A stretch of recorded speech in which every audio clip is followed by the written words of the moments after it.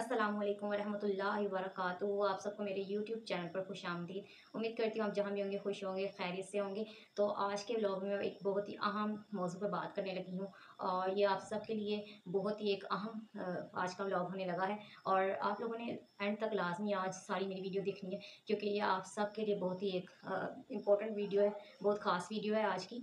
तो आज की वीडियो को बिल्कुल स्किप नहीं आप लोगों ने करना और एंड तक क्लास में देखना है। इमोशंस के मतलब आज मैं बात करूँगी और मुख्तलिफ़ किस्म के इमोशंस होते हैं और वो सारे इमोशंस इंसान की सेहत पर किस तरह असरअंदाज होते हैं।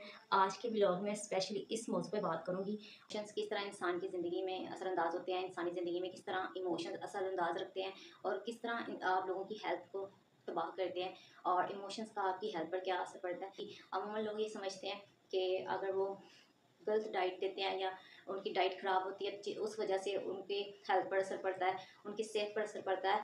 तो जो डाइट होती है वो तो लाजमी फैक्टर होता है आपकी सेहत ख़राब करने में। और आपकी हेल्थ, अगर आप अच्छी डाइट नहीं लेंगे तो आपकी सेहत पर असरअंदाज लाजमी होगी। लेकिन जो सबसे दूसरी अहम और बड़ी वजह है उसमें आपका इमोशंस का अमल दखल भी रहा है। इमोशंस है आपकी सेहत पर मुख्तलिफ तरह से असरअंदाज होते हैं। तो आज के व्लॉग में मैं बात करूँगी कि ये इमोशंस जो इंसान के अंदर होते हैं और ये किस तरह इंसानी सेहत पर असरअंदाज होते हैं।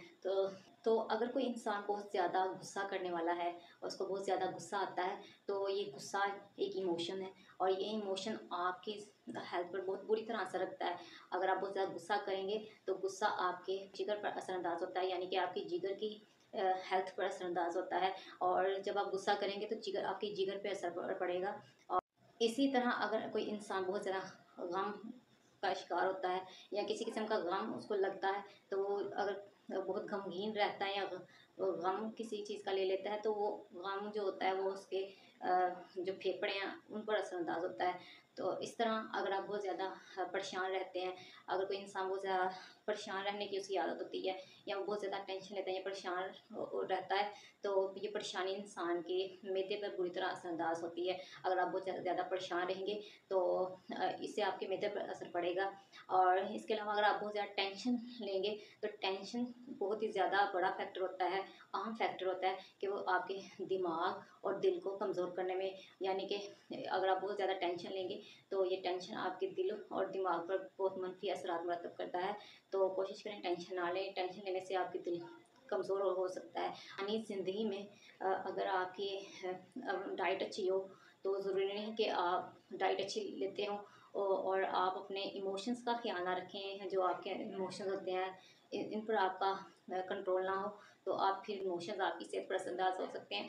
तो कोशिश करें कि एक अच्छी डाइट लेने के साथ साथ अपने जो ज़िंदगी के इमोशंस हैं इन पर भी आपका कंट्रोल होना बहुत ज़रूरी है, ताकि आप एक बेहतर लाइफ गुजार सकें। तो ये था मेरा आज का व्लॉग। मेरे चैनल को सब्सक्राइब करना और अपने फ्रेंड एंड फैमिली के साथ शेयर करना मत भूलिएगा। इंशाल्लाह नेक्स्ट नए व्लॉग के साथ फिर हाजिर होंगी। तब तक के लिए अल्लाह हाफिज़।